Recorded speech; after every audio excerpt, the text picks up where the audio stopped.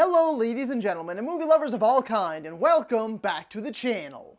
As always, I am your host, Brett Murphy, and for today's video, I am going to be ranking all 9 episodes of WandaVision. So the series finale for WandaVision has just premiered earlier today, or I guess later last night, depending on wherever you are in the world. This concludes the first and probably only season of the hit Marvel Studios show.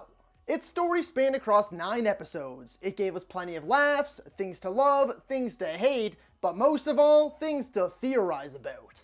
With future MCU projects coming in hot, let's take a second to sit back and relax and reflect on the magic that was WandaVision. And before we get started, I wanted to issue a major spoiler warning. Yes, I'm going to be discussing each and every episode of WandaVision in great detail, giving away its biggest moments. So if you have not watched the show yet, especially the series finale, do not watch this video. But if you've already sat through all 9 episodes, then enjoy. And without further ado, let's hop right into things. Number 9, Episode 1, filmed before a live studio audience. I think that this was in fact a great starting point if you knew what you were getting into. If you're a die-hard MCU fan, you already knew what this show was going to be about. But if you were more of a casual MCU fan, you were probably completely lost for the first 2 or 3 episodes. It did such a great job at capturing the feel of a sitcom from that era.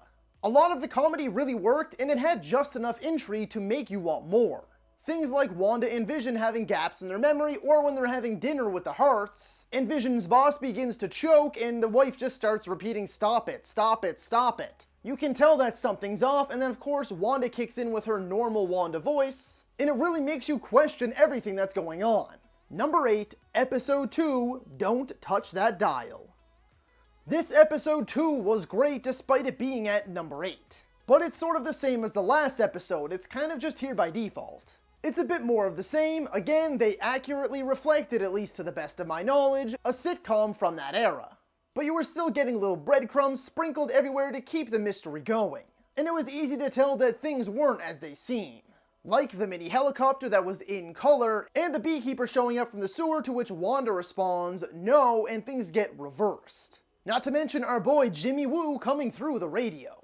I also really enjoyed the more slapstick-styled comedy here, where Vision was like drunk, but he really just had gum caught in his gears. The whole magic show sequence I thought was excellent. And then of course the episode finishing with the transition to color and the reveal that Wanda was pregnant was fantastic.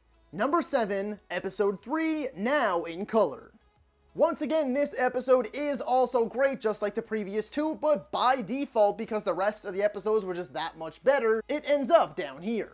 Just like the previous 2 again, it does so well what it set out to do, replicating a sitcom from the 70s. With of course a few supernatural elements due to the circumstances. But like the previous 2 once again, you are clued into not all is as it seems. For instance, there are more unsettling moments like Herb sawing through a concrete wall. Things like that to constantly keep you thinking and theorizing. And then of course you have Wanda's pregnancy, which escalates very quickly. And in the end, she gives birth to 2 healthy, handsome baby boys. But as always, it ends on the cliffhanger of who is Geraldine, as Agnes rats her out and she accidentally name drops Ultron, for which the episode ends of her getting thrust out of the barrier. Number 6, Episode 7, Breaking the Fourth Wall. Now the reason that this one ends up so close to the bottom is that a lot of the sitcom and comedic elements didn't really work for me here. I'm not really a fan of the whole Modern Family style, although that one scene where Vision does the camera stare from The Office is sheer brilliance. Things shifting between the different eras adds another element to the mystery, because it makes you question how much control Wanda really has. And Monica having her powers now is totally badass. It was also nice to see Darcy get a bit more attention too, because I find her to be a bit of an underrated character. But the Agatha reveal was not surprising at all. I mean, come on, we all knew it from the beginning that something was off with her. And then the lack of Pietro in this episode was a total bummer to me. Oh, and also that it was Agatha all along song, I don't know why people love it. I thought it was super tacky and I really just cringed the whole way through it. And maybe that was the point, I guess, I don't know. Number 5, Episode 4, We Interrupt This Program. The opening for this episode is one of the best openings, if not one of the best scenes in MCU history. It deals with everyone returning from the blip in a much more realistic and terrifying way than Spider-Man Far From Home did. There are elements, however, I found to be a bit slow and a little awkward and clunky. But I love Jimmy Woo. I mean, who doesn't love Jimmy Woo? Everyone loves Jimmy Woo. And I was pleasantly surprised to see Darcy back in the MCU, which I thought we never would. But the whole idea that they could watch the sitcom from outside the barrier was very strange to me. I mean, I get why they did it, but it just felt off and really just forced, I guess. I don't know. But I did like how the beekeeper, the mini helicopter, and Jimmy Woo on the radio was all explained. And then watching Monica get absolutely blasted through everything and shot back out into reality was insane. Number 4, episode 5, on a very special episode.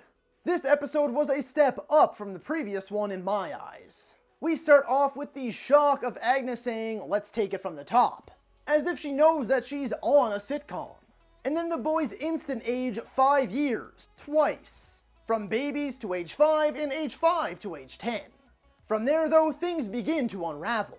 Vision is noticing things are off, and he uses his abilities to free the minds of one of his co-workers who spills the beans. And the boys, among other characters, begin to notice that Vision has gone to work on a Saturday.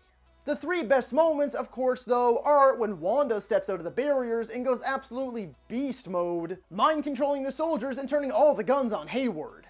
Wanda's argument with Vision and how he is mostly fully aware of everything that's going on now. And then, of course, the big reveal at the end. There's a knock on the door and we open it to find Evan Peters playing Quicksilver once again. Hold on there for just a quick second, folks. If you're enjoying the video, don't get stuck in that 91% who are currently watching and not subscribe to my channel. If you're enjoying the video, be sure to hit that subscribe button right now in order to find more content just like this.